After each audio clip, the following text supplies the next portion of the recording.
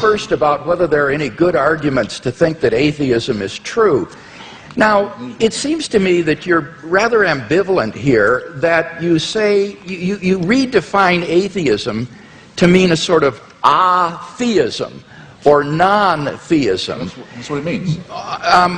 But how do you distinguish then the different varieties of non-theism? For example, what is normally called atheism, agnosticism, or the view of verificationists that the statement God exists is simply meaningless.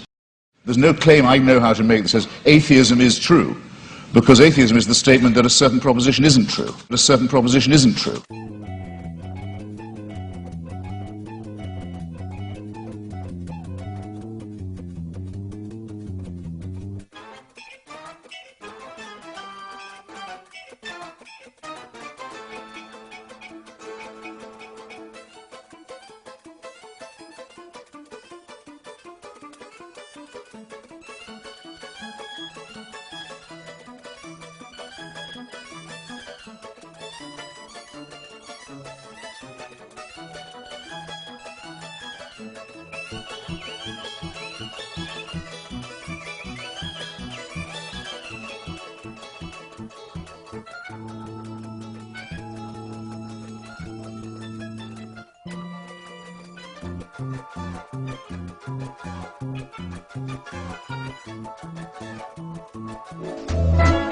So I wish you'd get this bit right.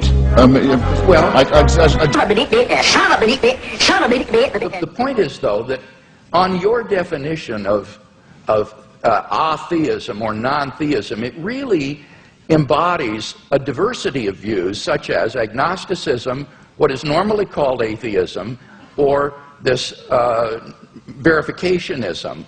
Now, which of those do you hold to within this umbrella of atheism? Are you an atheist who asserts the proposition God does not exist, or do you simply withhold belief in God in the way the agnostic does?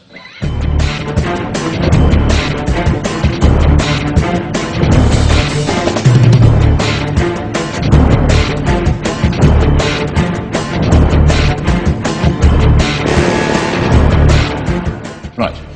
On some days, I'm a great. I'm not going to do you that much of a favour.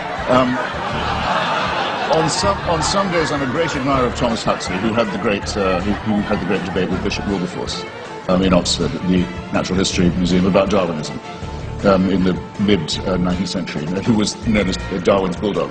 We would now say Darwin's pit bull, and who completely trounced the good bishop.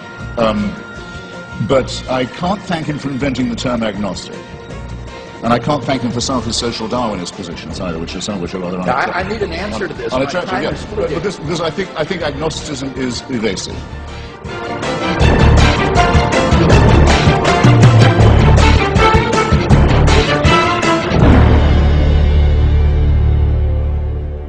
To me, yes, if you talk about the power of the Holy Spirit and so forth, to me, that is meaningless. It's to me, I'm sorry, I've tried.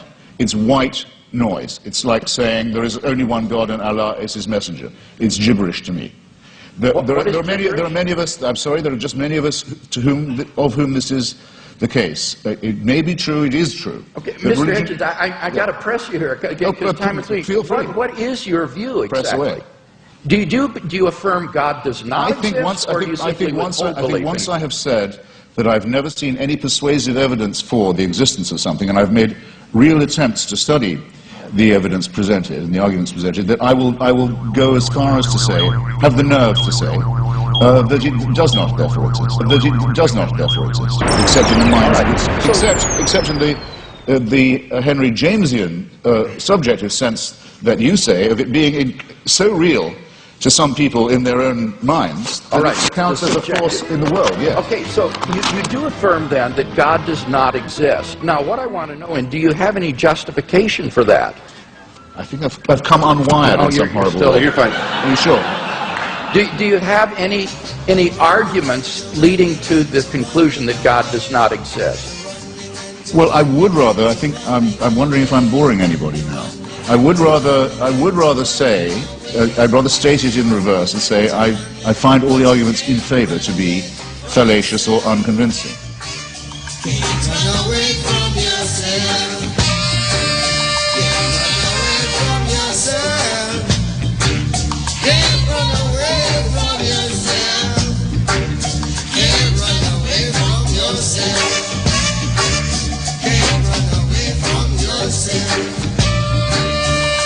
You must have done something wrong. Something wrong. Said you must have done something wrong. Something wrong. Why you can't find the place? Would you agree that the absence of evidence is not evidence of absence? Well, you know, I'm not sure that I would agree. Okay. Let's turn No, to the I mean, moral I argument and think- talk about that a little bit. Running away.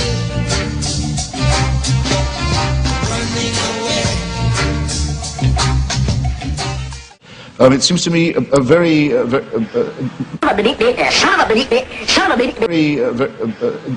not a small question. No, it's certainly not a small question. It better be absolutely magnificent, it seems to me. And it's the lack of magnificence, I think, that began to strike me first. Who feels it knows it all? Who feels it knows it all? Who feels it knows it all? Running into running into running away. Running into running into running away. Running into running into. The only argument for atheism is the absence of evidence for God. But the problem here is that the absence of evidence is not necessarily evidence of absence. To give an example, most cosmologists believe that the universe went through an era of inflationary expansion soon after the Big Bang. As yet, we have no positive evidence, however, for this era. But does that mean, therefore, that such an era did not exist? The reason we don't believe that I'm a kangaroo is not because of the absence of evidence that I am a kangaroo. Rather, it is the presence of evidence that I am not a kangaroo. Like, we have good evidence that I'm Homo sapiens, so it is the presence of contrary evidence. But tonight we've heard no contrary evidence against the existence of God. And so this is just an elementary logical point.